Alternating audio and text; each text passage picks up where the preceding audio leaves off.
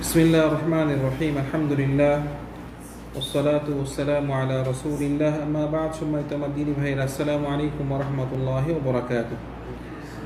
আজকে আমাদের এই মুখতাসার আশ-শামাইল মুহাম্মাদিয়ার 19 নম্বর পর্ব নিয়ে আমরা আলোচনা করব। এখানে রাসূল সাল্লাল্লাহু আলাইহি ওয়াসাল্লাম বসা সম্পর্কে যা বলা হয়েছে বাকি অংশ নিয়ে আলোচনা করা। তো ইমাম আত-তিরমিযি এখানে যে হাদিসটি এনেছেন, হাদিস জাবির বিন সামুরাহ রাদিয়াল্লাহু আনহু, তিনি বলতেছেন, রাআইতু রাসূলুল্লাহি সাল্লাল্লাহু আলাইহি ওয়াসাল্লাম মুত্তাকিআন আলা ওয়াসাদাতিন আলা ইয়াসারিহি। রাসূল সাল্লাল্লাহু আলাইহি ওয়াসাল্লাম কে তিনি দেখতে পেয়েছেন, কিভাবে দেখতে পেয়েছেন, যে তিনি ওনার বাম দিকে এক বালিশের উপরে হেলান দিয়ে বসে আছে। মানে আগে তো আমরা বসার কিছু নমুনা শুনেছি, এখন কি হেলান দিয়ে বসা, মানে হেলান দিয়ে বসাটা কি জায়েজ আছে। রাসূল সাল্লাল্লাহু আলাইহি ওয়াসাল্লামকে উনি দেখেছেন কিভাবে, উনি বাম দিকে হেলান দিয়ে বসে আছে। এই হাদিসটি পেলাম। তারপরে যে হাদিসটি এনেছেন যে আন আব্দুর রহমান বিন আবি বাকরাতা আন আবি قال আব্দুর রহমান বিন বাকরাতা ওনার বাবা থেকে যে হাদিসটি উনি রিওয়ায়াত করছেন, তিনি বলতেছেন যে রাসূল সাল্লাল্লাহু আলাইহি ওয়াসাল্লাম বলতেছেন যে সাহাবাগণদেরকে প্রশ্ন করলেন, আলা উহাদ্দিথুকুম বিআকবারিল কাবায়ের। মানে এটা খতিব যে নাকি মানে বক্তা অনেক সময় কি করে, আপনার মানে ছাত্রদেরকে প্রশ্ন করে যে তোমরা কি জানো, তোমাদেরকে আমি খবর দিব, একথা বললে মানে ওদের মনোযোগী হওয়ার জন্য আর কি, মনোযোগী হয়। তো রাসূল সাল্লাল্লাহু আলাইহি ওয়াসাল্লাম বলতেছেন সাহাবাগণদেরকে, আলা উহাদ্দিথুকুম বিআকবারিল কাবায়ের, তোমাদেরকে কি আমি জানিয়ে দিব না, বলবো না যে কবিরা গুনাহ সম্পর্কে, কবিরা গুনাহ সবচেয়ে বড় কবিরা গুনাহ, বেআকবার কিছুই কবিরা গুনাহ না, সবচেয়ে বড় কবিরা গুনাহ সম্পর্কে। তো কবিরা গুনাহ এটা আমাদের ইসলাম ধর্মে যেই সব মানে কর্ম আমাদের হারাম করেছেন, ওই হারামটির মধ্যে আবার কিছু কিছু হারামকে বেশি সাবধান করেছেন, ওটাকে কবিরা গুনাহ বলা হয়। যে যার সম্পর্কে বলা হয়েছে যে মানে কিয়ামতের জাহান্নামে তার কঠিন শাস্তি আছে এই পাপ করলে, অথবা দুনিয়াতে এই পাপ করলে যে শাস্তি আছে, দুনিয়াতে শাস্তি আছে, অথবা আখিরাতে তার কঠিন শাস্তি আছে। যদি এই ধরনের কথা বলা হয়, বুঝা গেছে কি ওই গুনাহটা, ওই পাপটা কবিরা গুনাহ। তো সেজন্য সব যেরকম নাকি আপনার ইবাদতের ক্ষেত্রে সব ইবাদত একরকম না, কিছু কিছু ইবাদত কি ফরজ, কিছু কিছু সুন্নত, কিছু সুন্নাহ মুআক্কাদা, মানে আপনার পার্থক্য আছে। আবার ফরজের মধ্যে কেউ কেউ বলছে ওয়াজিব, একটা ফরজ একটা, কিন্তু মোটামুটি ওয়াজিব তরক করলেও আপনার কি হবে, গুনাহ হবে। এই কিন্তু আপনার গুনার ব্যাপারেও সব গুনাহ একরকম নয়। কিছু কিছু গুনাহ করলে আপনার গুনাহ অল্প হবে, কোনো গুনাহ করলে কি গুনাহ বেশি হবে, গুনাহ কবিরা গুনাহ, কোনটা ছোট গুনাহ। এখানে রাসূলুল্লাহ সাল্লাল্লাহু আলাইহি ওয়াসাল্লাম উনি কবিরা গুনাহ, বড় বড় কবিরা গুনাহ কথা বলতে যাচ্ছেন সাহাবাগণদেরকে। তখন সাহাবাগণ বললেন যে বালা ইয়া রাসূলুল্লাহ, জি আপনি আমাদেরকে বলুন। তখন রাসূল সাল্লাল্লাহু আলাইহি ওয়াসাল্লাম বললেন যে আল ইশরাকু বিল্লাহ, এটা এর থেকে বড় গুনাহ আর কি হতে পারে না। সবচেয়ে বড় গুনাহ কি, আল্লাহর সাথে শিরক করা, এটা সবচেয়ে বড় গুনাহ। এটা কোরআন মজিদে হাদিসে অনেকখানে শুধু শিরক থেকে আমাদের সাবধান করেছেন, শিরক থেকে দূরে থাকা। তো রাসূল সাল্লাল্লাহু আলাইহি ওয়াসাল্লাম বলতেছেন যে সবচেয়ে বড় গুনাহ কি, আল্লাহর সাথে শিরক করা, মানে আল্লাহকে আমরা ইবাদত করতেছি, আল্লাহর ইবাদতের সাথে অন্য কাউকে শরীক করা। এটা শিরকেরও বিভিন্ন আপনার সুরত আছে, তা আমরা এত বিস্তারিত আলোচনা করার বিষয় না। এখানে উনি বলতেছেন যে সবচেয়ে বড় কাবিরা কি, আল্লাহর সাথে শিরক করা। তারপরে যে কথা বলতেছে যে উকুকুল ওয়ালিদাইন ওয়া উকুকুল ওয়ালিদাইন, যে মা বাবার অবাধ্য হওয়া। মা বাবাকে নিয়ে মানে আল্লাহ সুবহানাহু ওয়া তাআলা এত গুরুত্ব দিয়েছেন। ইবাদতের বিষয়ে কি বলছে? ওয়াকাদা রাব্বুকা আল্লা তা'বুদু ইল্লা ইয়্যাহু ওয়া বিল ওয়ালিদাইনি ইহসানা। মানে ইবাদতের বিষয়ে আল্লাহ সুবহানাহু ওয়া তাআলা বলছে আমার ইবাদত করবে, এরপরে মা বাবার অনুগত্য করবে। রাসূল মানে আল্লাহর ইবাদতের পরেই কি অনুগত্য করা। আবার পাপের বিষয়ে কি দেখছেন মিলে গেছে কিভাবে? পাপের বিষয়ে সবচেয়ে জঘন্য পাপ কি? সবচেয়ে বড় পাপ কি? শিরক করা। এরপর পরে নিয়ে এসছে কি?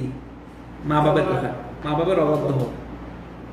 সেই মা বাপ কিন্তু খুবই মানে মানে দুনিয়াতে মা বাপ আপনার জন্য বেহেশতের যাওয়ার একটা রাস্তা, আবার কি দোজখে যাওয়ার জন্য আপনার জন্য অনেক, জাহান্নামে যাওয়ার জন্য আপনার জন্য অনেক বড় একটা কি রাস্তা। সেজন্য খুব বেশি আপনার মা বাবা ব্যাপারে এটা আমাদের খুব হুঁশিয়ার থাকতে হবে।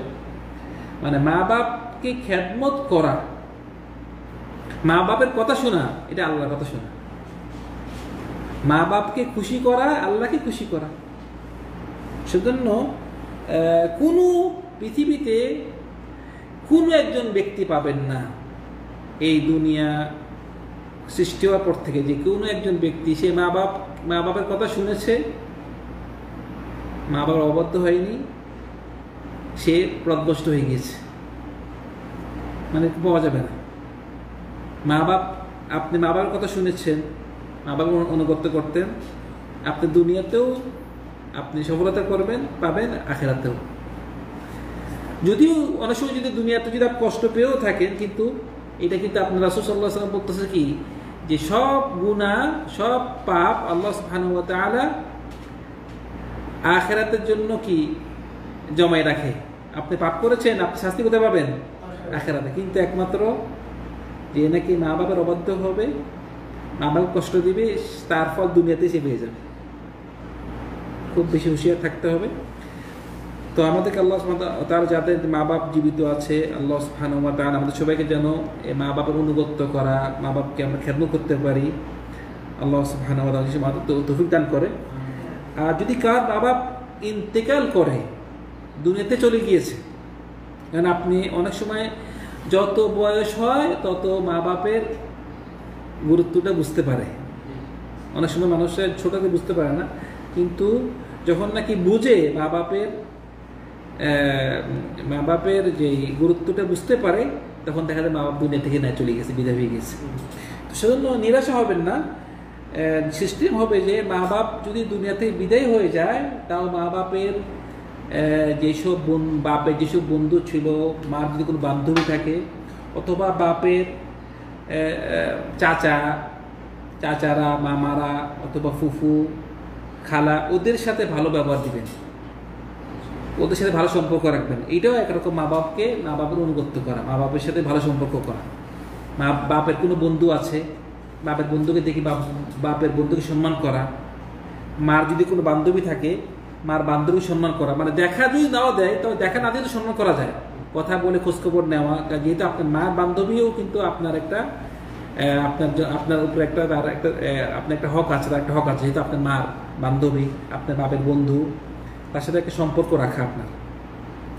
তো এটি হলো মা বাপের অবাধ্য হওয়া। এটাও কিন্তু একটা কি অনেক বড় একটা কবিরা গুনাহ। তারপরে বলতেছে সাহাবী যে ওয়াজালাসা রাসূলুল্লাহ সাল্লাল্লাহু আলাইহি ওয়াসাল্লাম ওয়া কানা মুত্তাকিআন। যে রাসূল সাল্লাল্লাহু আলাইহি ওয়াসাল্লাম যে এই কথাগুলো বলছে যে শিরিক করা এবং মা বাবার অবাধ্য হওয়া, এসব কথা বলছে, ও তখন কি বসা ছিল এবং হেলাইন দেওয়া ছিল। তারপরে হেলাইন দিয়ে আবার বললেন কি ওয়া শাহাদাতু যুর ওয়া কাউলু যুর। শাহাদাতু যুর ওয়া কাউলু যুর অর্থাৎ কি, মানে মিথ্যা সাক্ষী দেওয়া এবং আও কাউলু যুর মানে মিথ্যা কথা বলা, তো মিথ্যা সাক্ষী দেওয়া। তো এখন মানে মিথ্যা সাক্ষী দেওয়া এটা কিন্তু অনেক বড় একটা কবিরা গুনাহ। মানে রাসূল সাল্লাল্লাহু আলাইহি ওয়াসাল্লাম শিরকের পরে, মা বাবার অবাধ্যের পরে কি আনছে? মিথ্যা সাক্ষী দেওয়া। মানে মিথ্যা সাক্ষী দেওয়া এইটি মানে আপনার এত বড় একটি গুনাহ, মানে আপনার একজন ব্যক্তি সে মানে পাপ করেনি, সে পাপ করেনি, আপনি তাকে বলতেছেন পাপ করছে এবং সাক্ষী দিলেন, এটি অনেক বড় একটা গুনাহ। মানে এইটি বলতেছে কোরআন মধ্যে যে বলতেছে, কি বলতেছে যে একজন ব্যক্তি সে যদি কোনো একটা পাপ করে ওমাই ইয়াকসিব ইসমান ফাইন্নামা ইয়াকসিবু আলা নাফসি, কেউ একটা পাপ করলো, নিজে পাপ করলো, এটা তাও পাপ ধরা যায়, কিন্তু নিজে পাপ করলেন, পাপটি অন্যর উপরে চালাই দিলেন, আবার অন্য ব্যক্তি যাই তাকে আবার কি সাক্ষী দিল, মিথ্যা সাক্ষী। এই বর্তমানে পৃথিবীতে এটা এত বেড়ে গিয়েছে, টাকা দিয়ে মানুষ মিথ্যা সাক্ষী দিচ্ছে, একটা নিষ্পাপ লোকদেরকে যে আপনার কষ্ট দিচ্ছে, জেল খাটতে হচ্ছে, তারপরে আমার কেউ মারাও গিয়েছে, ফাঁসি দেওয়া হয়েছে মিথ্যা সাক্ষী। কারণ কি? সে কিছু পয়সা পেল কিছু টাকার জন্য, কিন্তু ভাই মানে সে যদিও কিছু টাকা পেল, কিন্তু সে কি তার আখিরাত শেষ। মানে এইটার জন্য কত যে সে তার জ্বলতে হবে। শুধু মানে আমরা এই সাক্ষী যদি দেই, একান্ত সত্য সাক্ষী, মিথ্যা সাক্ষী থেকে কি আমরা দূরে থাকবো। আল্লাহ সুবহানাহু ওয়া তাআলা আমাদের সবাইকে হেফাজত করুন। তো এখানে আপনার আমাদের হাদিসটা এনেছে রাসূল সাল্লাল্লাহু আলাইহি ওয়াসাল্লাম কি হেলাইন দেওয়া ছিল, এটা আর কি এই হাদিসটা আনছে। তারপরে যে হাদিসটি আনছে যে আবি হুযায়ফা রাদিয়াল্লাহু আনহু থেকে, তিনি বলতেছেন ক্বাল রাসূলুল্লাহ সাল্লাল্লাহু আলাইহি ওয়াসাল্লাম আম্মা আনা ফালা আকুলু মুত্তাকিআন, আমি কি করি না, হেলাইন দিয়ে খাই না। মানে আপনার জন্য হেলাইন তো জায়েজ আছে, কিন্তু যখন না খাবেন তখন হেলাইন দিবেন না। কথা বুঝতে পারছেন? হেলাইন দিয়ে খাওয়াটা নিষেধ। আমরা এই হাদিস থেকে পেলাম যে রাসূল সাল্লাল্লাহু আলাইহি ওয়াসাল্লাম তিনি হেলাইন দিয়েছেন, হেলাইন দিয়ে থাকতেন, আবার বাম দিকে হেলাইন দিয়েছেন এবং হেলাইন দিয়েছিলেন, এবং সাহাবাদের সাথে তিনি মানে হেলাইন দিয়ে কথা বলেছেন। কিন্তু নিষিদ্ধ কি? হেলাইন দিয়ে খাওয়া। হেলাইন দিয়ে খাওয়া নিষেধ। আমরা সেজন্য যদি হেলাইন দিয়ে থাকি, যখন খাবো তখন আমরা হেলাইন দিব না। এটা এক নম্বরে তো আপনার হাদিসে নিষেধ আছে, এমন আছে ডাক্তারি আপনার স্বাস্থ্যের দিকেও আপনার এমন আছে আপনার ঠিক হবে না। তো আমাদের মেন হলো যে রাসূলুল্লাহ যেহেতু নিষেধ, রাসূলুল্লাহ যেহেতু এভাবে খেতেন না, তা আমাদের এভাবে আমাদের জন্য এইভাবে খাওয়াটা ঠিক হবে না। আল্লাহ সুবহানাহু ওয়া তাআলা আমাদের সবাইকে রাসূল সাল্লাল্লাহু আলাইহি ওয়াসাল্লাম সম্পর্কে আরও অনেক জ্ঞান অর্জন করার তৌফিক দান করুন। আলহামদুলিল্লাহ রাব্বিল আলামিন, সাল্লাল্লাহু আলা সাইয়্যিদিনা মুহাম্মদ ওয়া আলা আলিহি ওয়া আসহাবিহি আজমাইন। আসসালামু আলাইকুম ওয়া রাহমাতুল্লাহি ওয়া বারাকাতুহু।